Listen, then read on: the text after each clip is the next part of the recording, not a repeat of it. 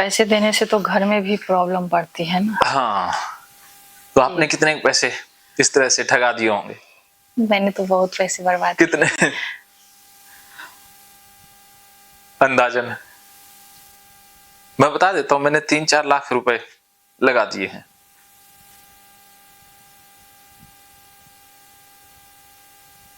तो क्रोध का न होना, कर्मों में कर्तापन के अभिमान का त्याग, कि कर्म जब भी करें तो उसमें कर्तापन ना आए कि मैं कर रहा हूं। कर्म करने हैं निमित्त होकर के, कि बस कुदरत करवा रही है, मैं कुदरत का भेजा हुआ बंदा हूं।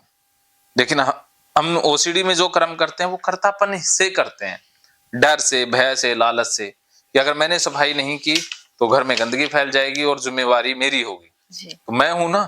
तो ये कर्म देवताओं का नहीं है। अंत्यकरण की उपरति अर्थात चित्त की चंचलता का भाव। चित्त अर्थात आप बहुत ज्यादा भाव विभोर नहीं हो रहे हैं। किसी भी निंदादि न करना, निंदा की बात हमने पहले कर ही ली है।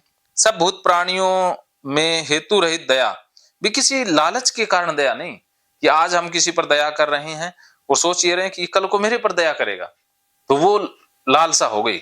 भी हमारा दया करना स्वभाव है जी। हमारे अंदर मदद करने का भाव है, मदद कर दी और भूल गए, जिसे कहते हैं नेकी कर दरिया में डाल। भी आपने अच्छा कर दिया तो भूल जाओ। अब ऐसा नहीं है कि हमने अच्छा किया तो याद रखें, और मैंने 2 साल पहले तेरे साथ ये किया था, 2 साल पहले तेरे को ये करवाया था, अर्थात हमने उसको एक तो याद रखा, वो गुनाह कर दिया, और एक लालसा रखी कि वो भी हमारा अच्छा करेगा। आप अच्छा कर दो, हो सकता है कि सामने वाला बुरा कर दे, बुरे के लिए भी तैयार रहो। भी आपके हाथ में अच्छा करना है, सामने वाला अच्छा करेगा ये आपके हाथ में नहीं है। लेकिन हम सोचते हैं कि मैंने अच्छा किया तो सामने से भी अच्छा आना चाहिए। ये सोचना ही दुखों में ले जाता है जी। क्या समझे? मतलब मैं किसी को भी हेल्प कर रही हूँ किसी भी तरह का, हाँ। तो उसे ये इच्छा ना रखे कि मुझे कल वो भी करे, हाँ। या फिर मतलब जो है सो इसे तकलीफ होगी कि हाँ। कल के डेट में वो मुझे नहीं किया तो मुझे तकलीफ, हाँ। भी उससे ये उम्मीद रखो कि ये बुरा भी कर सकता है जी। आज आपने किसी को फूल दिया है, कल वो थप्पड़ भी दे सकता है जी। हाँ हाँ, ऐसा होता है। हाँ, जरूरी थोड़ी है कि वो फूल ही देगा। अगले को फूल देना नहीं आता हो तो कहां से देगा? ऐसे इंसान को फूल देना भी तो बेकार है ना, तो गलती तो मेरी है ना। सबसे पहले तो गलती सही बात है। हाँ, अगर वो भी कर्तापन, बस फूल था आपने दे दिया, भूल जाओ बस। हाँ, उसके बाद याद मत रखो बिना कर्तापन के। ये भी फूल देने से पहले ये सोचना कि मैं दे रहा हूं, ये भी गलत है। बस हो गया, देना हो गया, सोचा ही नहीं, सोचना तो है ही नहीं, बिना सोचे समझे जो हो रहा है वही सत्य है। सोच के जो करते हैं वो व्यापार है। व्यापार हमेशा सोच के ही होता है ना। हम प्लस माइनस, फायदा नुकसान, 100 तरह से विश्लेषण करते हैं, फिर कर्म करते हैं, तो ये व्यापार है, ये राशि में आ जाता है। सब भूत प्राणियों में हेतु रहे दया। इंद्रियों का विषयों के साथ संयोग होने पर भी उनमें आसक्ति का न होना। जैसे इंद्रियों का विषयों के साथ संयोग तो होगा ही होगा, जीभ है तो उसको स्वादिष्ट खाना तो मिलेगा ही मिलेगा, लेकिन आसक्ति नहीं है कि किसी के घर में जा रहे हैं तो आज तो भाई बहुत बढ़िया खाना मिलना ही चाहिए, अगर उसने नहीं दिया तो फिर दिक्कत हो जाएगी, गुस्सा आना। ये नहीं, मिल गया तो ठीक है, जो मिला हाँ अच्छा मिला तो बहुत बढ़िया है, बस कोई बात नहीं। ये नहीं कि हमेशा ही अच्छा मिलेगा, हो सकता है कड़वा भी आ सकता है। अगर जैसे सुनने को संगीत मिल गया तो भी अच्छी बात है, विषयों का संयोग हो गया। इसके अलावा गाली सुनने को मिल गई, कोई बात नहीं, ये भी हो गया भाई, हो गया, अब क्या है वो भी अच्छा है। हाँ, ये भी अच्छा, चलो विषय कान है तो भाई गाली भी सुनेंगे, जरूरी थोड़ी है कि हमेशा संगीत ही सुनने को मिलेगा, तो कभी गालियां भी मिलेंगी। तो दोनों में बैलेंस रहना, तो ये बैलेंस रहने की कला ही देव कला है। कोमलता, लोक शास्त्र के विरुद्ध आचरण में लज्जा, व्यर्थ चेष्टाओं का अभाव, वो वही बातें हैं जो हमने पिछले अध्यायों में समझ ली हैं, बस शब्दों का हेरफेर है। तीसरे श्लोक में भगवान श्री कृष्ण कहते हैं, तेज, क्षमा, धैर्य, बाहर की शुद्धि एवं किसी में भी शत्रुता भाव का न होना, अपने में पूज्यता के अभाव का अभिमान, ये सब तो अर्जुन देवी संपदा को लेकर उत्पन्न हुए पुरुष के गुण हैं। तो देवी संपदा वाले पुरुष के लक्षण तो बता दिए ना कि देखो, पूज्यता का अभिमान न होना। लोगों के अंदर ना, कुछ लोगों के अंदर ये अभिमान होता है कि मैं तो बहुत बड़ा महान हूं। जैसे मुझे कुछ लोग कहते हैं आप तो भगवान हो, ये हो। मैं भगवान नहीं हूं भाई, मैं कोई गॉड नहीं हूं। मैं तो हो सकता है कि आपसे भी छोटा बंदा हूं। ना ही मेरे को कोई भगवान बनने में मजा है, ना गुरु बनने में। क्योंकि जो लोग कहते हैं मैं तो गुरु हूं, ये हूं, तो वो ज्यादा अभिमान में चले गए, तो वो ज्यादा फंसेंगे। तो हम जैसे हैं वैसे ही हैं बस, ना तो हम भगवान है ना गुरु हैं, बस हैं वैसे ही हैं बस। लेबल मत लगाओ। वरना लोग कहते हैं भी मेरी पूजा करो, मेरे लिए आसन सजाओ, मेरे लिए ये करो। करते हैं ना ये जो पाखंडी साधु संत बैठे रहते हैं, तो ये तो उनके अंदर पूज्यता का अभिमान रहता है। तो ये आसुरी प्रवृत्ति है इनके अंदर। इनके अंदर वो देवी संपदा वाले गुण नहीं है, इनके अंदर असुरों वाले गुण हैं। इनके साथ राम राम करो, पैरों में झुको, पैरों में नहीं झुकोगे तो ये गुस्सा कर जाएंगे। जैसे हमारे शास्त्रों में ऋषि महात्मा हमेशा श्राप ही लेकर हाथ में घूमते रहते हैं। किसी ने उनके साथ बुरा व्यवहार किया तो श्राप दे देंगे, बस हद हो गई। और उनके हाथ में नहीं, फिर काहे के ऋषि हुए जब वो बुरे को सहन ही नहीं कर सकते हैं, बस सीधा श्राप ही है और कुछ पल्ले है ही नहीं उनके। तो यही प्रवृत्ति चली आ रही है ना। तो यही पंडितों और इनके पुरोहितों के पास है कि भाई बुरे करोगे तो नरक में जाओगे। तो मतलब उनके साथ बुरा नहीं होना चाहिए। घर में बैठाना, ये वो, ये सारे पाखंड हैं। तो ये अभिमान है। हम किसी के घर में गए तो हो सकता है अगला पानी भी ना पूछे, तो कोई बात नहीं, वो हम पी कर चले जाएं, या ये नहीं कि उससे गुस्सा करें कि आपने ये नहीं किया, वो नहीं किया। क्योंकि अगर पहले से ही सोच लिया तो कुछ भी गड़बड़ हो सकती है। सोचो मत, अगले ने पूछ लिया तो धन्यवाद, नहीं पूछा तो धन्यवाद। अगले ने थप्पड़ तो नहीं मारा, वरना हो सकता है कि कोई मेरे जैसा घर में मिल जाता तो पीट के भी निकाल सकता था। हाँ, हो सकता है कि जरूर थोड़ी है कि अब कोई पंडित घर में आएगा तो सारे उसको पूजा ही करेंगे। तो मेरे जैसा कोई बंदा मिल गया तो 2-4 थप्पड़ भी लगा देगा। तो फिर पंडित का क्या हाल होता है वो देखने लायक होता है। तो इसलिए हमें कुछ भी हो सकता है, इस बात को हमेशा याद रखना है कि जिंदगी में कुछ भी हो सकता है। जरूरी नहीं कि जो हम सोचते हैं वो होगा, कुछ भी हो सकता है। ये टैगलाइन याद रखनी है। तो हमने देवताओं के गुण तो जान लिए, तो अब कृष्ण असुरों के गुण बताएंगे। तो असुरों के गुण हम जानेंगे एक ब्रेक के बाद।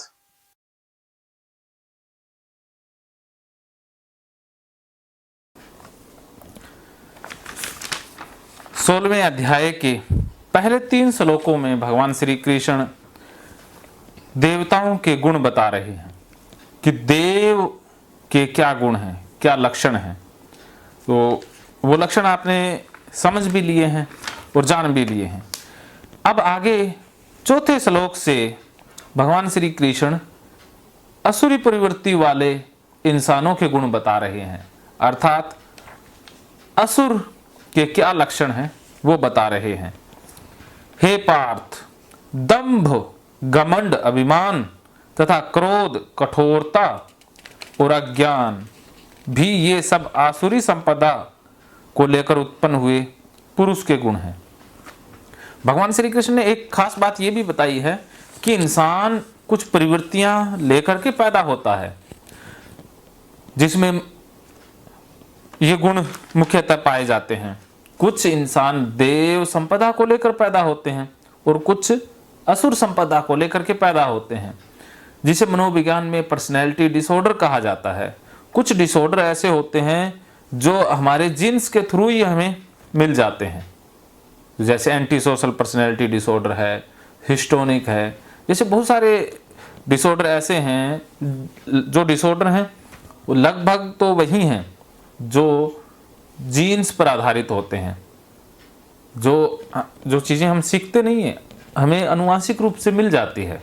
तो ये है कि हम पैदा ही लेकर के आए हैं, अर्थात हमारे जीन्स के थ्रू हमारे व्यवहार में आई हैं। तो कुछ लोगों के अंदर सात्विकता जीन्स के थ्रू आ जाती है और कुछ लोगों में जो तामसी प्रवृत्ति या राशि प्रवृत्ति है वो जीन्स के थ्रू भी आ जाती है। तो जीन्स के थ्रू क्या आता है, कैसे आता है, वो विषय साइंस का विषय है, साइकोलॉजी का विषय ये है कि हम जो लर्न कर लेते हैं, जो सीख लेते हैं, यहाँ आकर के हम लगभग चीज़ें सीखते हैं। यूँ कह सकते हैं कि कुछ % चीज़ें हमारे जीन्स के थ्रू हमें मिलती हैं, लेकिन ज़्यादातर तो चीज़ें हम सीखते हैं। या यूँ कह सकते हैं कि जीन्स के द्वारा जो चीज़ें आई वो हमारे अंदर डीएक्टिव भी रह सकती हैं। अगर हमने चेतना बढ़ा ली तो वो सुप्त अवस्था में भी जा सकती है या सुप्त भी रह सकती है। अगर हमने चेतना नहीं बढ़ाई तो वो जीन्स के थ्रू चीज़ें आई वो अपने आप एक्टिव हो जाती हैं। तो ये बहुत खूबसूरत साइंस भगवान श्री कृष्ण बता रहे हैं कि जो इंसान घमंडी है, दम्भी है, दूसरों पर रोब झाड़ता है, अहंकारी है, क्रोध करता है, अपने स्वार्थ के लिए कठोर, कि उसके अंदर करुणा नहीं है, सामने वाले की पीड़ा देख करके भी वो पसीजता नहीं है, वो कठोरता है, अज्ञान, कि वो अज्ञानवश चल रहा है, उसको प्रकृति के नियमों का, सिस्टम का ज्ञान नहीं है। सिस्टम का ज्ञान न होना अज्ञान है, या अपने आत्म का ज्ञान न होना भी अज्ञान है। देखिए, खुद का ज्ञान हो जाना भी सिस्टम का ज्ञान हो जाता है, सिस्टम का ज्ञान होने से भी खुद का ज्ञान हो जाता है। ये चीज़ें जुड़ी हुई हैं, लेकिन जिस इंसान को नियमों का पता नहीं है वो अज्ञानी है। तो ये सभी लक्षण असुरी संपदा को लेकर के पैदा हुए इंसान के हैं। तो चाहे डिप्रेशन हो, चाहे ओसीडी हो, वो रोग जन्म भी अज्ञानता से होता है। ओसीडी का जन्म अज्ञान है, अज्ञानता के कारण होता है। देखिए, आपको बहुत सारी चीज़ें ऐसी बचपन से सीखने को मिल गई जो सही नहीं थी। जैसे आपने पोटी की गंदगी के बारे में जाना, लोगों में गंदगी होती है ये भी जाना कि चीज़ें गंदी हो जाती हैं, और हाथों को साफ़ करने से, पैरों को साफ़ करने से चीज़ें साफ़ हो जाती हैं। ये कुछ हमने अज्ञान ही तो ओढ़ लिया है ना। पहली बात तो पोटी गंदी नहीं है। अगर पोटी गंदी है तो वो पैरों को धोने से कैसे साफ़ हो सकती है, या पैरों को धोने से सफाई का क्या लेना देना है। ये हमने गलती एक सिस्टम बना लिया ना। जो सही नियम थे उनको पकड़ा नहीं, अलग ही नियम पकड़ लिए, और नियम भी ऐसे पकड़ लिए जो भौतिकी में या बाकी साइंस के जो पैरामीटर हैं उनके ऊपर खरे भी नहीं उतरते हैं। अब सामने 100 वाहन जा रहा है, उसको देखते ही आप गंदे कैसे हो सकते हैं? नहीं हो सकते। नहीं। हाँ, जैसे सोने की दुकान पर जाकर के, सुनार की दुकान पर जाकर के आप सोने के नहीं हो सकते, तो आप मीट की दुकान पर जाकर के गंदे कैसे हो सकते हैं? देखने से, सुनने से क्या गंदगी फैल सकती है? नहीं। अगर देखने से गंदगी फैलती तो सुभाई भी फैलती। अब रसगुल्ले देखने से क्या मिठाई फैल जाएगी? जी नहीं। हाँ? तो फिर नॉनवेज देखने से गंदगी कैसे फैल सकती है? नहीं। तो इसका मतलब हमने तो गलत ही सिस्टम बिठा रखे हैं मन में। ये अज्ञानता है, सोच गलत। हाँ, सोच गलत है, अर्थात जो नियमों पर आधारित नहीं है। हमने ही अपने पैरामीटर बना लिए, साइंटिफिक नहीं है, इलॉजिकल है। लॉजिक कहीं बनता भी नहीं है। लॉजिक बने तो सब में बने। जैसे आपने आग देख ली दूर से, तो क्या आप जल जाओगे? नहीं। बर्फ को देखने से ठंडे नहीं हो जाओगे ना? हाँ, उसी प्रकार कुत्ता पास से निकल गया तो आप गंदे कैसे हो गए? भिखारी पास से निकल गया तो गंदे कैसे हो गए? जी नहीं। हाँ, तो एक काले आदमी ने आपको टच कर दिया तो क्या आप काले हो जाओगे? तो फिर नहीं। तो भिखारी ने टच कर दिया तो आप गंदे कैसे हो गए फिर? हैं? टच करने से गंदगी फैलती है, ये कहाँ पर लिखा हुआ है? अब देखिए, आपके हाथों को किसी ने छू दिया तो गंदगी का कोई सबूत है? हाथ गंदे हुए इसका कोई सबूत है? उसका हाथ गंदा है तो लगा मेरा हाथ गंदा हो गया। उसका हाथ तो काला है तो आपका हाथ काला हुआ? जी नहीं। लगने को तो हम एक मिथ्या मान सकते हैं ना भी। लगना और होना एक नहीं है ना। आपको जो लगता है वो क्या वास्तव में हो सकता है? लगने को तो ये भी हो सकता है कि कटरीना कैफ मेरी गर्लफ्रेंड है, क्या हो जाएगी? जी नहीं। हाँ, तो इस प्रकार लगने से क्या है, लगना तो एक भ्रम है। जैसे जो मानसिक रोगी होते हैं वो, उनको लगता है कि हम भगवान हैं, भगवान ने हमें भेजा है। जैसे स्किज़ोफ्रेनिया वाले कहते हैं ना कि मैं भगवान से मिलकर आया हूँ, तो क्या वो मिलके आ जाते हैं? लगता तो उनको भी है। तो वो लगना तो उनकी समस्या है, बीमारी है। लगना और होना एक जैसा नहीं होता। लगना एक भ्रम है और होना हकीकत है। तो हकीकत में चीजें नहीं होती ना लगने से नहीं हो सकती ना चीजें। तो लगना तो सोच है और होना हकीकत है। तो हकीकत में और सोच में अंतर होता है। क्या समझे? हकीकत और सोच में अंतर होता है। हाँ, यानी जो हम सोच रहे हैं वो हकीकत नहीं है। जब तक वो करेंगे नहीं तब तक नहीं हो सकता ना। जी नहीं। हाँ, तो करने से ही चीजें बनती हैं, बिना किए कुछ भी नहीं होता। जैसे मैं सोच रही हूँ कि पढ़ाई करूँ, लॉ करूँ, उसके लिए मुझे बहुत मेहनत करनी पड़ेगी। हाँ, भी सोचने से आप लॉयर नहीं बन जाते। जी नहीं। आप कह दो कि मेरे को लगता है कि मैं लॉयर हूँ, तो ऐसे तो नहीं हो सकते ऐसे ना। नहीं हो सकते। उसके लिए मुझे बहुत मेहनत करनी पड़ेगी। हाँ, मेहनत करना या उसमें डूबना होगा। जी हाँ, जब करोगे तो बनोगे ना। जी। तो इसी प्रकार हमें लगता है कि भिखारी गंदा है, हमें लग रहा है वो सत्य नहीं है। हमें जो लग रहा है वो हमारा डाटा है कि हमारे मन में बचपन से डाटा भर दिया गया है। बचपन से हमें गलत सिखा दिया गया है और वो गलत सीखना ही अज्ञान है। जैसे एक बल्ब है, वो जलता है, लेकिन उसके इर्द गिर्द हम कचरा लपेट दें या कुछ कपड़े लपेट दें तो वो जलेगा, लेकिन प्रकाश नहीं होगा ना। जी नहीं। ऐसे ही हमारे अंदर तो शुरू में तो हम निर्मल थे, साफ थे, लेकिन बाद में कचरा डाल दिया परिवार ने, समाज ने, धर्म गुरुओं ने। तो उस कचरे के कारण हम अपना अस्तित्व ही खो बैठे हैं। तो ये कचरा हटाना सीखना है, कला है। जैसे जो बल्ब जल रहा है उसके ऊपर जो घास फूस लिपट गया है, कचरा है, उसे हटा देंगे तो रोशनी फिर से आ जाएगी। जी। रोशनी तो गई नहीं थी, लेकिन रोशनी को कचरों ने रोक दिया था। उसी प्रकार आप बिल्कुल निर्मल हैं, लेकिन जो अज्ञान आ गया है, कचरा दिमाग में आ गया है, वो आपको बीमार बना रहा है। जैसे ही कचरा हटेगा तो आप ठीक हो जाएंगे। तो उस कचरे को जलाना है। तो यही भगवान श्री कृष्ण बता रहे हैं। 5वें श्लोक में कहते हैं, देवी संपदा मुक्ति के लिए और आसुरी संपदा बांधने के लिए मानी जाती है। ये देवी संपदा अर्थात आपको मुक्त कर देती है, शांत कर देती है, खाली कर देती है। जैसे गीता अर्जुन के मन से बोझ ही तो हटा रही है, आपके अंदर से भी बहुत सा बोझ हल्का हुआ है, तो ये मुक्त कर रही है। और अगर आप ये जानने लग जाओ कि पोटी तो बहुत गंदी होती है, उसके तो कण भी हवा में उड़ते हैं, वो तो खाने में जा सकते हैं, मुंह में जा सकते हैं, तो ये हो जाएगा, इतना कुछ गड़बड़ा सीखने लग जाएं, पढ़ने लग जाएं, सुनने लग जाएं, तो और ज़्यादा फिर कचरा आएगा ना, तो उससे बंध जाएंगे। तो असुरी संपदा हमें बांधती है।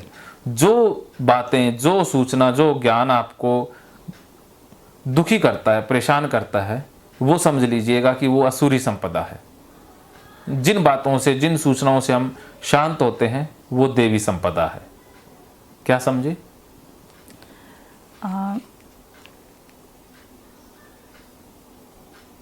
देवी संपदा के बारे में पूछ रहे हैं। जो मुझे शांति दे, सुख का एहसास कराए, और मतलब जो अच्छे होते हैं, जो चीज़ अच्छे होते हैं, वो चीज़ का एहसास हो, तो वो देवी संपदा है। हाँ। जी। और असुर संपदा जो निगेटिव बातें होती हैं, हाँ। जैसे हाथ धोना, पैर धोना, नहाना और ये लग गया, वो लग गया, हाँ। ये सब, हाँ, ये असुर है। जी। असुरी संपदा है। जी। इसलिए हे अर्जुन, तू शोक मत कर, क्योंकि तू देवी संपदा को लेकर उत्पन्न हुआ है। तो हम सभी देवी संपदा को लेकर के ही उत्पन्न हुए हैं, लेकिन हमने गलत सीख लिया है, गलत डाटा डाल लिया है, इसलिए लक्षण असुरी संपदा वाले आ गए हैं। तो आपको भी शोक नहीं करना है, दुखी नहीं होना है, क्योंकि आप भी देवी संपदा लेकर के पैदा हुई हैं। बस ये तो, क्योंकि बचपन से तो आप बीमार नहीं थी ना। जी। क्योंकि अगर आप असुरी प्रवृत्ति या असुरी संपदा लेकर के पैदा होती तो जन्म के बाद आप बीमारी होती। जी। आप जैसे ही चलने लगी या जैसे माँ को पैर ही दिलवाती रहती, पहले खुद नहीं धो सकती होती तो माँ से दिलवाती, फिर जैसे चलने लगी तो सीधा वॉशरूम गई और पैर धोने में, यही शुरू होता ना, बचपन से ही हो जाना था ना। जिस दिन चलने लगे या अगर अंदर से आना होता तो इसका मतलब आप पैदा तो देवी संपदा लेकर के हुई हैं। जी हाँ जी। हाँ, बाद में कचरा, बाद में कचरा, आसुरी संपदा। हाँ, आसुरी संपदा आ गई। जी। छठे श्लोक में भगवान श्री कृष्ण कहते हैं, हे अर्जुन, इस श्लोक में भूतों की सृष्टि यानी मनुष्य समुदाय दो ही प्रकार का है, एक तो देवी प्रकृति वाला, दूसरा असुरी प्रकृति वाला। उसमें से देवी प्रकृति वाला तो विस्तार पूर्वक कहा गया है, अब तुम आसुरी प्रकृति वाले मनुष्य समुदाय को भी विस्तार पूर्वक मुझसे सुन। इसमें कृष्ण कहते हैं कि दो प्रकार के मनुष्य होते हैं, मनुष्य समुदाय होते हैं भी, मोटा मोटा हम दो कैटेगरी में बांट सकते हैं। एक तो वे जो देवी संपदा वाले हैं या देवी प्रकृति वाले हैं जी। तो उसके लक्षण गुण तो कृष्ण ने विस्तार पूर्वक कह दिए। अब दूसरे बचे असुरी संपदा वाले, असुरी प्रवृत्ति वाले, तो उनके लक्षण क्या हैं वो अब कृष्ण बता रहे हैं, उसको आपने सुनना है, अर्थात अपने साथ कनेक्ट करना है कि देखिए आप पैदा तो देवी संपदा के साथ ही हुए हैं, जो पीछे गुण कहे हैं वो सारे आप में हैं, एक बच्चे में वो सारे गुण मिल जाएंगे। बच्चे देवी संपदा में ही रहते हैं, लेकिन जैसे जैसे बड़े होते हैं वो असुरी प्रवृत्तियाँ आने लग जाती हैं। तो वो आती कहाँ से हैं? परिवार से, समाज से, शिक्षण संस्थाओं से और धर्म से। तो अब उनके लक्षण क्या क्या हैं असुरी प्रवृत्ति वालों के, वो 7वें श्लोक में भगवान श्री कृष्ण बता रहे हैं।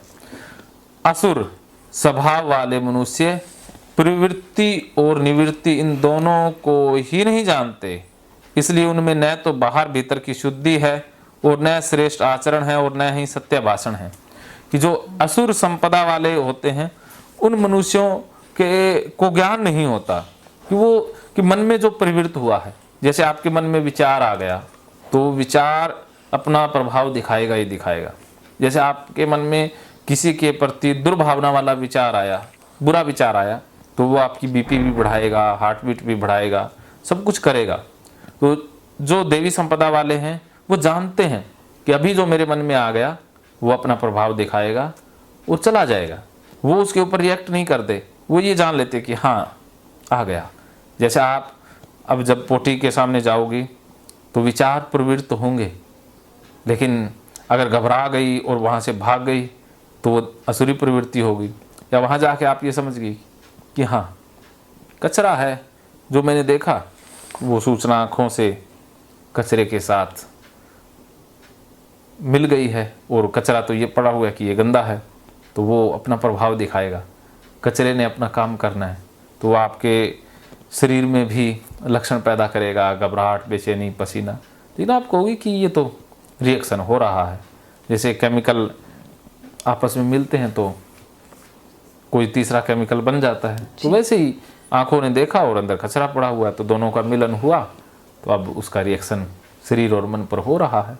आप ये जान रहे हो, आप कुछ भी उसमें ऐड नहीं कर रहे तो वो धीरे धीरे समाप्त हो जाएगा, अगर भागे तो और बढ़ जाएगा। तो ये जो असुर प्रवृत्ति वाले वो जानते नहीं हैं। जैसे आपने भोजन खाया, आपने जहर खाया तो जहर तो अपना असर दिखाएगा ना, वो तो मारेगा जी। हाँ, लेकिन जो देव प्रवृत्ति वाले होते हैं वो जानते हैं कि अब शरीर में ये गया है तो ये अपना असर दिखाएगा, उसने अपना असर दिखाना ही दिखाना है। तो उससे वो राग द्वेष नहीं पालते, उससे वो दुखी नहीं होते, वो समझ जाते हैं कि ये होना ही होना है, क्योंकि ये रिएक्शन तो होगा ही होगा। लेकिन असुर उससे विचलित हो जाते हैं, इसलिए उनमें न तो बाहर भीतर की शुद्धि है, न श्रेष्ठ आचरण है, न सत्य भाषण। इसलिए वो आचरण करते हैं जो नहीं करने लायक।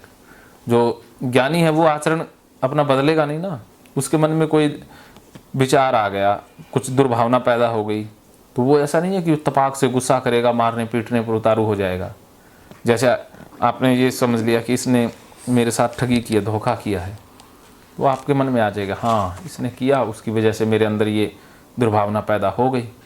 लेकिन ऐसा तो नहीं है कि आप मारने लग जाओगी। लेकिन जो असुर होते हैं वो तो मारना, बदला लेना, हिसाब किताब बराबर करने में लग जाते हैं। तो ये जैसे आपके मन में भी गंदगी वाला विचार आ गया, तो अब जो असुर प्रवृत्ति वाले हैं वो उस विचार को बदलने के लिए फिर सफाई पर जुट जाते हैं कि कैसे न कैसे करके अब इसे सफाई से रिप्लेस कर दिया जाए। तो वो सफाई करने जुट जाते हैं, तो वो गलत आचरण करते हैं। तो अब आपने गलत आचरण को छोड़ देना है। फिर ये जो प्रवृत्ति निवृत्ति है ये भी शुद्धिकरण में बदल जाएगी। फिर अच्छी चीज़ें प्रविष्ट होंगी। जो खराब चीज़ें हैं, खराब भाव विचार हैं, वो प्रविष्ट होना ही बंद हो जाएंगे। तो फिर आप देव संपदा में स्थापित पुनः हो जाएंगी। पहले थी, अब दूसरी संपदा आ गई है, फिर देव संपदा पुनः आ जाएगी। तो ये 7 श्लोकों तक चीज़ें कवर हो गई हैं। अब आगे फिर से 8वें श्लोक में भी ये आसुरी प्रवृत्ति वाले मनुष्यों के कुछ और लक्षण हम जानेंगे।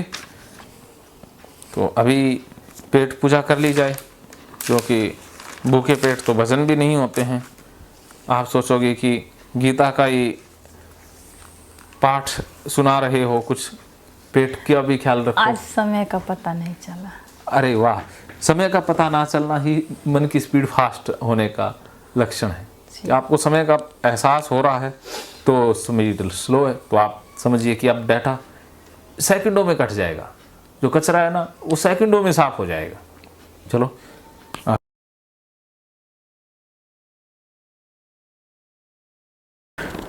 8वां श्लोक।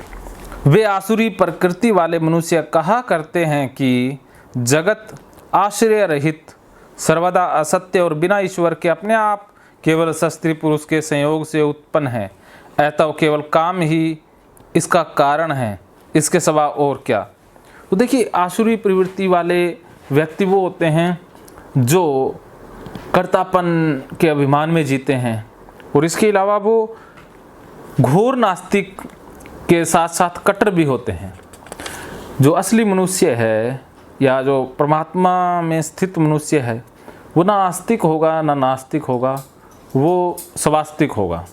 वो प्रकृति, वो परिस्थिति और संयोगवश कुछ भी धारण कर सकता है, तो वो असली है। अगर कोई कहता है मैं आस्तिक हूँ, वो भी चूक गया। कोई नास्तिक कहता है, वो भी चूक गया।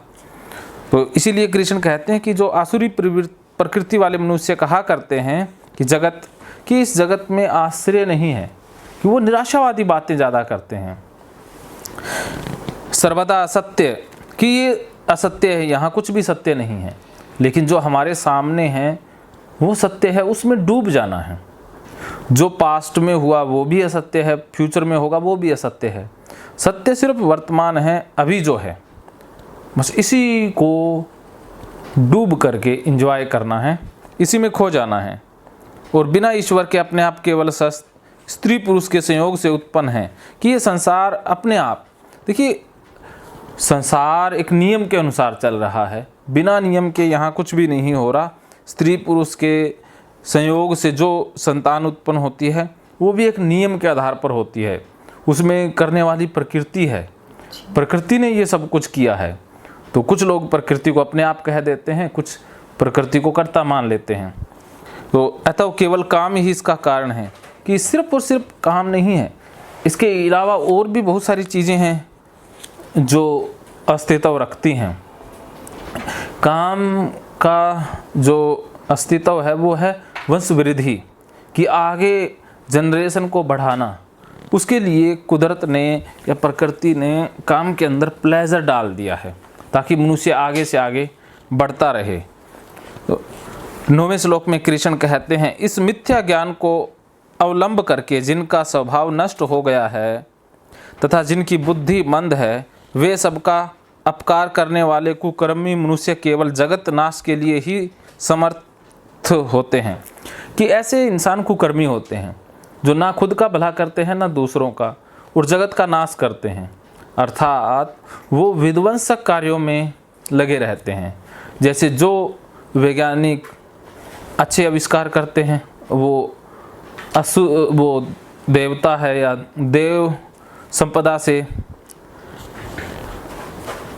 परिपूर्ण व्यक्ति हैं और जो आविष्कार करते हैं विनाश के लिए, जो बारूद, गोला, बम का निर्माण करते हैं, तो वो देवी संपदा से संपन्न व्यक्ति हैं।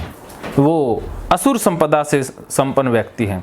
जिन्होंने विनाश के लिए आविष्कार किए वो आसुरी प्रकृति वाले हैं। तो यही कृष्ण कह रहे हैं, क्योंकि जो देवी संपदा से उत्पन्न व्यक्ति है वो विनाश कार्य कर ही नहीं पाएगा। उससे मानवता का भला ही होगा, मानवता का हनन उससे हो ही नहीं पाएगा। और 10वें श्लोक में कृष्ण कहते हैं, वे दंभ, मान, मद से युक्त मनुष्य किसी प्रकार भी पूर्ण न होने वाली कामनाओं का आश्रय लेकर अज्ञान से मिथ्या सिद्धांतों को ग्रहण करके और भ्रष्ट आचरणों को धारण करके संसार में विचरते हैं। कि वो जो भी काम करते हैं वो अहंकार में, अभिमान में, नशे में करते हैं, कामनाओं का आश्रय लेते हैं न पूर्ण होने वाली। वो उन इच्छाओं में, कामनाओं में जीते हैं जो कभी पूरी नहीं हो सकती, कि मैं संसार को जीत लूँ, मैं सारा धन प्राप्त कर लूँ। ऐसी उनकी व्यर्थ की चेष्टाएं होती है। तो वो असुर प्रवृत्ति वाले होते हैं, अज्ञान से मिथ्या सिद्धांतों को ग्रहण करके, कि वो जीवन में सिद्धांत बनाते हैं अज्ञान पर आधारित। तो इसमें ओसीडी पूरा आ जाता है कि ओसीडी में जो सिद्धांत हैं वो अज्ञान पर आधारित है। कि आपको लगता है कि ये गंदगी फैलती है, तो ये अज्ञानता पर आधारित सिद्धांत है कि ऐसा संभव नहीं है, भी ऐसा प्रकृति में संभव नहीं है। क्योंकि प्रकृति ने जो बनाया वो अशुद्ध या गंदा नहीं है। प्रकृति ने जो रचना करी वो एकदम शुद्ध है। बस शरीर उसी प्रकृति का ही एक रूप है। भी जैसे मिट्टी से शरीर बना, फिर मिट्टी में मिल जाएगा, और मिट्टी से ही अनाज बना, अनाज से ये शरीर बढ़ रहा है, और फिर ये शरीर, इस शरीर से जो मल मूत्र निकलता है वो प्रकृति में जाता है, और प्रकृति में और जो पेड़ पौधे हैं उसी से उत्पन्न होते हैं, और उसी को फिर मनुष्य खाता है। तो ये एक सिस्टम है प्रकृति के द्वारा बनाया हुआ। तो लेकिन ओसीडी वाला व्यक्ति मिथ्या सिद्धांतों में उलझ जाता है, कि वो सोचता है कि जो ये खाने पीने से पोटी का निर्माण हुआ वो गंदी है, ये रूप बदला है, रस निकल गए, बाकी जो बच गया वो निकल गया, लेकिन वो गंदा नहीं है। वो उन्होंने मिथ्या मान लिया है। या दूर से कोई वस्तु गई, या हमने किसी चीज़ को छू लिया और हाथ गंदे हो गए, ये भी मिथ्या सिद्धांत है, अर्थात रोंग सिद्धांत है। जैसे जूठा इस प्रकृति में कुछ है ही नहीं। जो दूध आप पीती हैं, दूध पीती हैं ना, तो वो भी बछड़े का जूठा होता है जी। आपने अपनी बहनों के जूठे स्तन भी तो पिए हैं ना जी। तो वहाँ पर हमारा बस नहीं चलता जी। तो हम जूठ करते हैं। ये भी मिथ्या सिद्धांत है कि किसी ने कुछ खा लिया या किसी ने मुंह से बाहर निकाल दिया तो वो गंदा हो गया। गंदा तो होता नहीं है, वो तो अलग अलग पदार्थ हैं। जो थूक है उसमें भी एंटीबायोटिक शक्ति होती है कि ये अगर किसी घाव पर लगाएं तो घाव ठीक हो जाता है। तो थूक गंदा नहीं होता, थूक सबसे ज़्यादा कारगर होता है जी। हाँ, तो लेकिन हमें थूक, ओसीडी में कई बार थूक भी गंदा लगने लग जाता है, ये गंदा है। किसी का थूक शरीर पर गिर गया तो मतलब धीरे धीरे जो है ना, हाँ, इसका जो है ये बढ़ते जाता है। हाँ, ऐसा होता है। हाँ, धीरे धीरे वो ना मिथ्या सिद्धांत और ज़्यादा जुड़ते जाते हैं। वो कंपल्सन करने से बढ़ते रहते हैं। हाँ, लेकिन ओसीडी में भ्रम यही रहता है कि कंपल्सन करने से मैं ठीक हो रही हूँ, लेकिन वो ठीक नहीं हो रही, वो और बीमार हो रहे हैं। कंपल्सन करना ही फंसना है, भी कंपल्सन करके ही तो फंसे हो ना जी। अब और कंपल्सन करेंगे और फंस जाएंगे। क्या समझे? ज़्यादा कंपल्सन नहीं करना है। ज़्यादा कंपल्सन करने से ज़्यादा फंसते हैं भी आप डूइंग करने से मरते हैं। करना ही मरना है ना, अवॉइड करना है ना। हाँ, अवॉइड नहीं करना है, दूर भी नहीं रहना है जी। फाइट करनी है। तो पहले नंबर तो अवॉइड करने की कोशिश करता है लोग जो, हाँ, ओसीडी वाले अवॉइडेंस बिहेवियर ज़्यादा करते हैं, और नहीं संभव है तो डूइंग है। हाँ, आपको तो पता है, आपने गीता कोर्स लिया है जी। हाँ, तो अब बताइए कि पैर धो करके क्या आप ठीक हो सकती हो? जी नहीं। पैर धोने से तो और बीमार होती हो। तो पैरों को धोना है या नहीं? जैसे कल से नहीं धोए तो कुछ बिगड़ गया? नहीं बिगड़ा। हाँ, तो आप कभी भी नहीं धोएंगी तो भी कोई बिगड़ना तो है नहीं, अलबत्ता अच्छा ही होगा ना। तो अब आप मिथ्या सिद्धांतों को त्याग रही हैं, यही आपकी असली जीत है। तो इसको और ज़्यादा गहरे में उतारते जाना है। तो आगे कृष्ण कह रहे हैं 11वें श्लोक में, तथा वे मृत्यु पर्यंत रहने वाली असंख्य चिंताओं का आश्रय लेने वाले, कि मृत्यु पर्यंत सारी जिंदगी रहने वाली असंख्य चिंताओं को आश्रय लेने वाले, चिंताएं पालते हैं कि भाई गंदगी फैल जाएगी, घर गंदा हो जाएगा। जैसे ओसीडी वालों की चिंता मृत्यु पर्यंत रहने वाली है, कभी समाप्त होगी? तो सफाई की चिंता कभी समाप्त होगी? गंदगी की चिंता या किसी के डेथ होने की चिंता, नुकसान की चिंता, बीमारी की चिंता, ये व्यर्थ की चिंताएं हैं, ये मृत्यु पर्यंत रह सकती हैं, लेकिन है बिल्कुल ही भ्रम, झूठा। हाँ, देखिए कुछ चीज़ें जो नियमों में हैं वो तो आएंगी। बीमार भी घर वाले होंगे, आप भी होगे, घर वालों की मृत्यु भी होगी, नुकसान भी होगा, ये तो प्रकृति का नियम है, सब कुछ चलते ही रहना है। लेकिन इसके लिए चिंता करने की तो ज़रूरत नहीं है कि चिंता करके क्या मृत्यु होने से कोई बच पाएगा? क्या आपके चिंता करने से कोई बीमार नहीं होगा? जब चिंता करने से कुछ रुकना ही नहीं है तो क्यों व्यर्थ की चिंता करनी है? क्या समझे? मेरे चिंता करने से ना कुछ अच्छा होने वाला है ना कुछ बुरा होने वाला है। हाँ, तो व्यर्थ की चिंता। हाँ, व्यर्थ की चिंता है। तो तथा वे मृत्यु पर्यंत रहने वाली असंख्य चिंताओं का आश्रय लेने वाले, विषय भोगों के भोगने में तत्पर रहने वाले, इतना ही सुख है इस प्रकार मानने वाले कि भाई भोग लो, जो है उसी को खा लो, बस सामने है लूट लो। तो लूट मार करने वाले, ये असुरी प्रकृति वाले मनुष्यों के लक्षण हैं। 12वें श्लोक में श्री कृष्ण कहते हैं, वे आशा की सैकड़ों फांसियों में बंधे हुए मनुष्य काम क्रोध के प्रायण होकर विषय भोगों के लिए अन्यायपूर्वक धनादि पदार्थों का संग्रह करने की चेष्टा करते हैं। कि वे आशा की सैकड़ों, आदमी बंधा हुआ है आशा की फांसी से, कि उम्मीद रहती है। वैसे जीने के लिए उम्मीद ज़रूरी भी है, लेकिन जो सच्ची उम्मीद हो, देखिए इसके अलावा कोई चारा नहीं है। आप जियोगे, जितना जीवन मिला है उतना तो हमने जीना ही है, लेकिन कई बार झूठी आशाओं में जीना, जैसे ओसीडी वाले झूठी आशा में कैसे जीते हैं कि मैं सफाई कर लूँगी तो सब कुछ ठीक हो जाएगा। ये आशा कभी भी पूरी नहीं होगी, ये आशा एक फांसी है, खत्म होने वाली नहीं है। हाँ, और आपको लगेगा कि मैं कोई देवता ठीक कर देगा या दवाइयों से मैं ठीक हो जाऊंगी, तो ये भी झूठी आशा की फांसी है।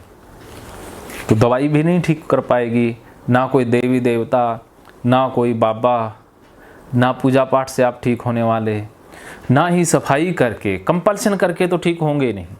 लेकिन ओसीडी वालों को लगता है कि कंपल्शन करने से बीमारी ठीक हो रही है या ठीक हो जाएंगे, भी आज सफाई कर लेते हैं, गंदगी हट जाएगी, लेकिन ऐसा इस जन्म में नहीं होगा। तो इसीलिए कृष्ण कह रहे हैं कि ये आशा है, व्यर्थ की आशा है, ये फांसी है, इसमें मनुष्य फंस जाता है। काम क्रोध के प्रायण होकर विषय भोगों में अन्यायपूर्वक धनादि, भी धन का संग्रह करना बुरा नहीं है, भी आप मानवता के लिए धन का संग्रह करें, ज़रूरतमंदों की मदद भी करें, लेकिन जब 2 नंबर का पैसा आप इकट्ठा करते हैं तो उसे कृष्ण कह रहे हैं अन्यायपूर्वक धनादि संग्रह करने की चेष्टा असुरी प्रकृति का लक्षण है। अन्यायपूर्वक का अर्थ क्या है? गलत तरीके से, जैसे इलाज के नाम पर डॉक्टर जो ठगते हैं, जैसे डॉक्टर की एक फीस है, डॉक्टर ने डिग्री की है, उसने हॉस्पिटल बनाया है, काफ़ी खर्चा भी लगा है, तो वो एक जायज़ सी फीस रख सकता है, ले सकता है, जिससे वो आगे मानवता की रक्षा कर पाए, अर्थात वो और लोगों का इलाज कर पाए। लेकिन जब वही डॉक्टर अन्याय पर उतर आए, अर्थात अपनी ज़रूरत से ज़्यादा फीस लेने लग जाए, सामने वाले को घर बार बेचने पर भी मजबूर कर दे, क्योंकि मजबूरी में इंसान तो बेचेगा ना। अब किसी के बेटे को कोई बीमारी है, वो डॉक्टर कहता है कि 2 लाख 5 लाख लगेंगे, लेकिन हो सकता है डॉक्टर की फ़ीस 50,000 ही हो। 50,000 में उसका सारा खर्चा भी निकल जाए और कुछ थोड़ा बहुत पैसा उसको बच भी जाए, लेकिन वो 2 लाख चार्ज करता है। तो वो जो 1.5 लाख रुपया है वो अन्यायपूर्वक है। क्या समझे? अब इंसान जो है सो बच्चे हैं, तो उसे बचाने के लिए तो कुछ भी करना पड़ेगा ना। हाँ। तो अब 50 के 1000 अगर 1.5 2 भी ले रहा है तो उसे देना ही पड़ेगा। हाँ हाँ जी, तो वो तो डॉक्टर के प्रति है ना कि उसको होना चाहिए कि जो मैं जो कर रही हूँ वो गलत कर रही हूँ। हाँ, तो इसीलिए वो अन्यायपूर्वक संग्रह किया हुआ धन है और वो असुरी प्रकृति वाले मनुष्य का लक्षण है, क्योंकि उस धन का फिर दुरुपयोग होगा। वो डॉक्टर तो शायद ना इस्तेमाल कर पाए, लेकिन उसके बच्चे नशे में, वेश्यावृत्ति में, जुए में उड़ा देंगे और उससे वो गलत काम करेंगे, या उसको चोर ले जाएंगे जी। या वो पैसा उसी की मौत का कारण बन जाएगा। हाँ, उसकी अशांति का कारण बन जाएगा। हाँ, भोग नाश बिन, और ये क्या बोलता है, दान भोग या नाश। हाँ, बस तो यही कृष्ण कह रहे हैं। 13वें अध्याय में कहते हैं, वे सोचा करते हैं कि मैंने आज यह प्राप्त कर लिया और अब मैं इस मनोरथ को प्राप्त कर लूँगा, मेरे पास इतना धन है, फिर भी यह हो जाएगा। ये ना अहंकारी हो जाते हैं। अहंकारी जैसे वो सोचते हैं कि आज मैंने प्राप्त किया है, कि जो अचीवमेंट हो जाए कि मैंने किया है, उससे उनका अहंकार प्रबल होता है। वो भगवान के निमित्त नहीं होते, अर्थात वो जिम्मेवारी अच्छे करने की खुद लेते हैं कि मैंने किया। उसमें ये नहीं कहते कि मैं तो बस निमित्त मात्र हूँ, बस हो गया, मैंने नहीं किया, बस मैं तो निमित्त हूँ। वो खुद अहंकार दिखाते हैं और मनोरथ कुछ भी पूरा कर लेंगे, फ्यूचर में भी बहुत बड़े बड़े लक्ष्य रख लेते हैं और अहंकार के दम पर पूरा करने की कोशिश करते हैं और पैसे का घमंड दिखाते हैं।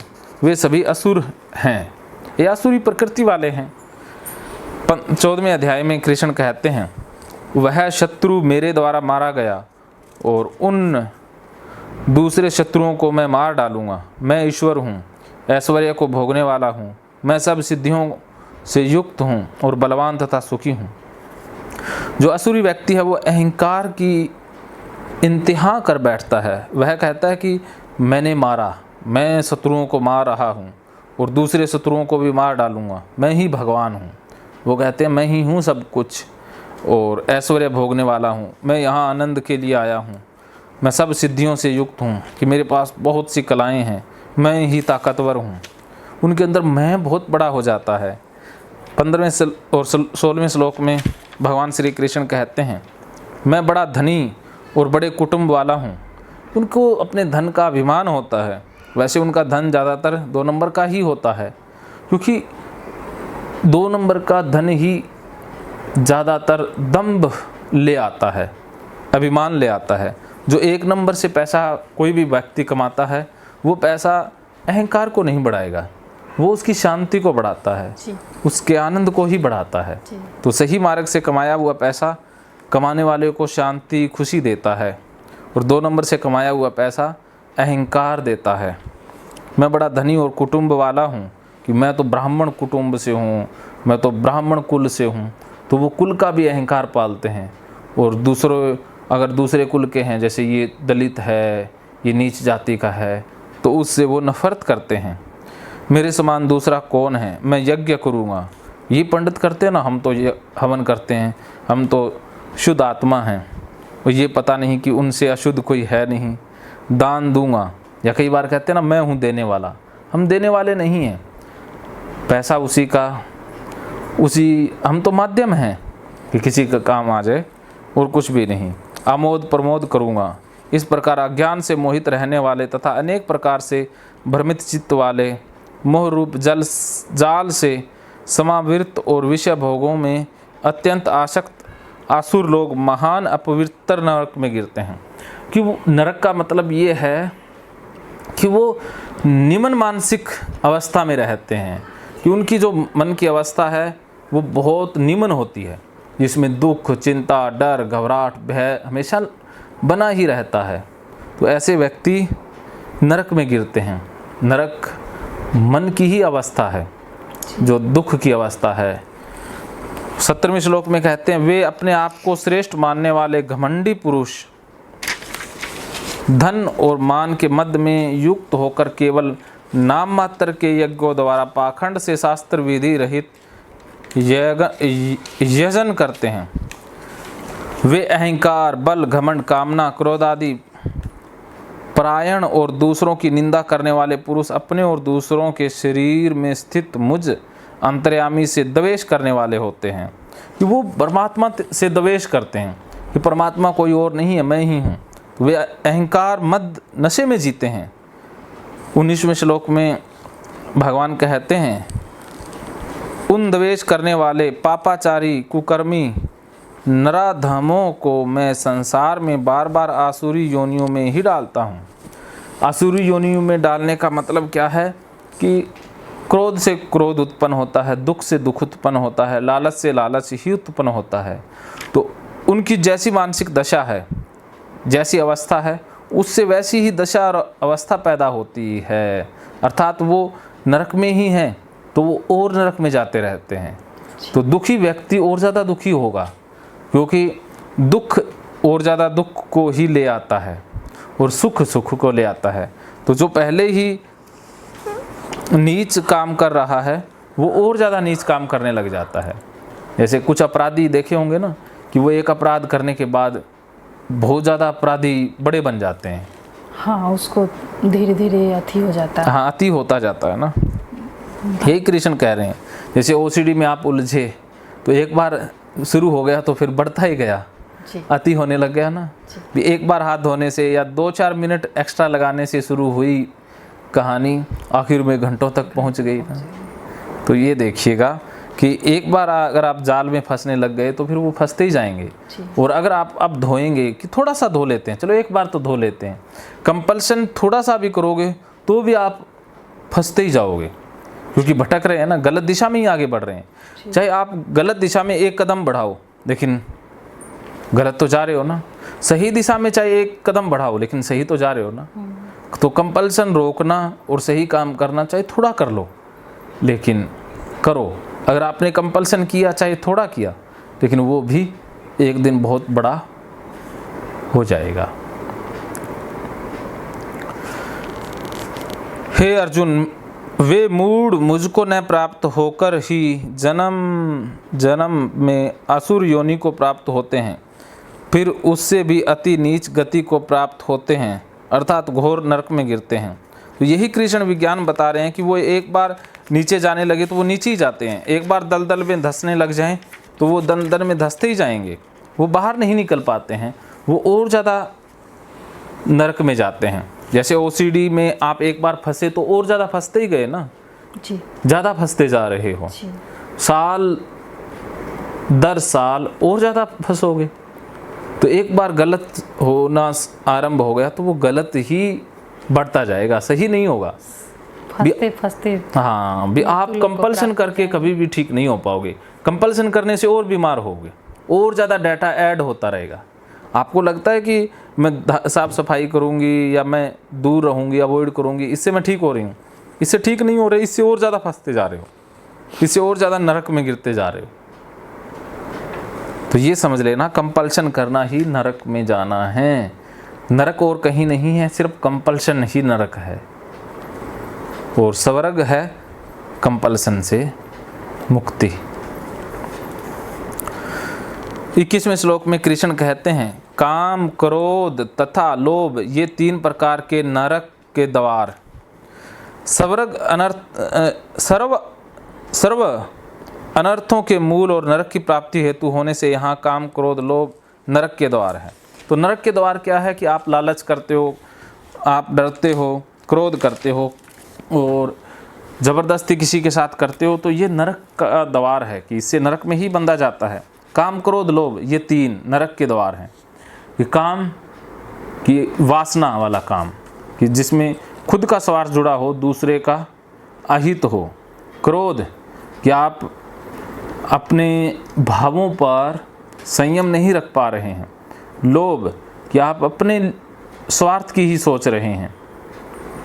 ये 3 प्रकार के नरक द्वार हैं, आत्मा का नाश करने वाले अर्थात उसको अधोगति में ले जाने वाले हैं। तो इन तीनों को त्याग देना चाहिए कि इन तीनों का जितना जल्दी हो सके त्याग दें। तो आप देखिए कहाँ कहाँ हम लोभी हो गए। सफाई के लोभी है ना, इसके लिए बार बार सफाई करते हैं, तो लोभ को त्यागना ही होगा। और किसी ने गंदगी छुआ दी, जैसे कोई भिखारी ने छू लिया,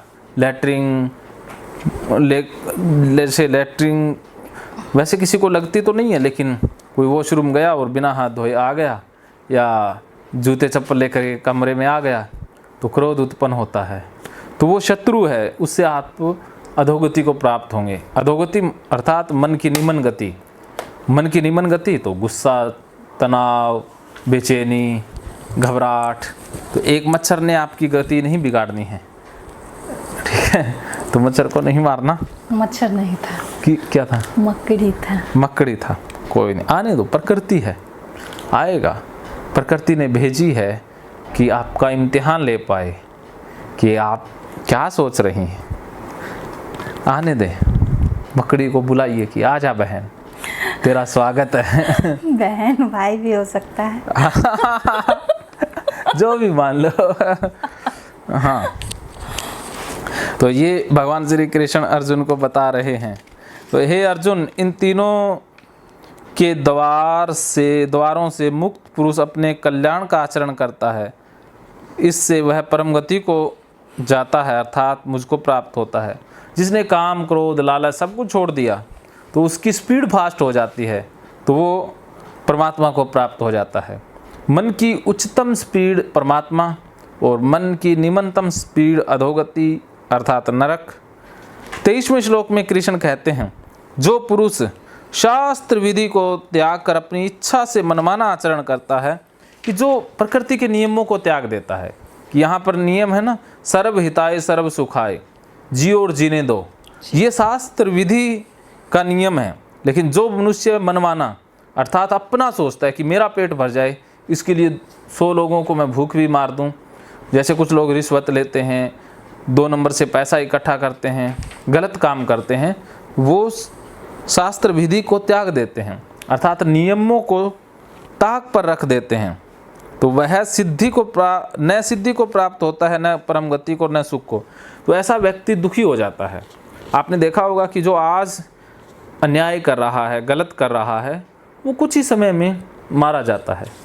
वो दिखेगा नहीं, वो या तो डिप्रेशन में जाएगा, या उसके घर में कलह आ जाएगी, लड़ाई आ जाएगा, झगड़ा आ जाएगा, बीमारी आ जाएगी, तो वो कुछ ही समय में अधोगति को प्राप्त हो जाता है, अर्थात वो थोड़े समय बाद खुद ही मारा जाता है। तो प्रकृति के नियमों से कोई खिलवाड़ नहीं कर सकता। जिसने भी 2 नंबर से पैसा हथियाया, वो एक बार ज़रूर पैसे का घमंड पाल सकता है, लेकिन प्रकृति न्याय कर ही देती है। 24वें श्लोक में आगे भगवान श्री कृष्ण कहते हैं, इससे तेरे लिए इस कर्तव्य और अकर्तव्य की व्यवस्था में शास्त्र ही प्रमाण है। ऐसा जानकर तू शास्त्र विधि से नियत कर्म ही करने योग्य है। कि नियत कर्म क्या है, कि जो करने योग्य है। जैसे आपके लिए नियत कर्म क्या है कि एक बार हाथ धो लेना और नहा लेना नॉर्मल तरीके से, ये नियत कर्म है। और जो 2 घंटे तक पानी गिराते रहना, वो असुर कर्म है, ठीक है। तो आपको अपने परिवार के लिए खाना बनाना, सभी की देखभाल करना, और घर में खाली समय बचा तो अपने वकालत वाले काम करना, वकील से जाकर के मिलना, उसके काम संभालना, ये आपके लिए नियत कर्म है, जिससे आपको खुद भी खुशी मिल रही है और सबको मिल रही है। अगर आप 2-2 4-4 घंटे वॉशरूम में ही लगाएंगी, तो ये कौन सा कर्म हो जाएगा? असुर कर्म। आसुर कर्म। तो अब आप समझ गए देव कर्म और असुर कर्म क्या है। तो ये वास्तव में कर्म ना होकर के अवस्था है, मन की अवस्था है, कि देवी संपदा भी मन की ही अवस्था है, या मन का भाव है, या असुर भी मन की ही दशा है। तो जैसी दशा होगी वैसे ही कर्म निकल जाएंगे, कि जैसा मन होगा वैसा ही कर्म होगा ना जी। जैसी मति वैसी गति। हाँ, जैसी गति वैसी मति, जैसी मति वैसी गति, दोनों ही है। जैसी गति हो जाएगी फिर मति वैसी बन जाएगी, और पहले जैसी मति है वैसी गति हो जाएगी। तो दोनों एक दूसरे को बढ़ाते रहते हैं। तो कंपल्शन ऑब्सेशन को बढ़ाता है, ऑब्सेशन कंपल्शन को बढ़ा देते हैं, दोनों मिलके एंग्जाइटी बढ़ा देते हैं, एंग्जाइटी मिलके दोनों को ही बढ़ा देती है। तो इससे ओसीडी बढ़ता रहता है। तो यही चल रहा है ना। तो इसी के साथ 16वां अध्याय हमारा संपन्न होता है। तो मानो तो मौज है, वरना समस्या तो रोज रोज है।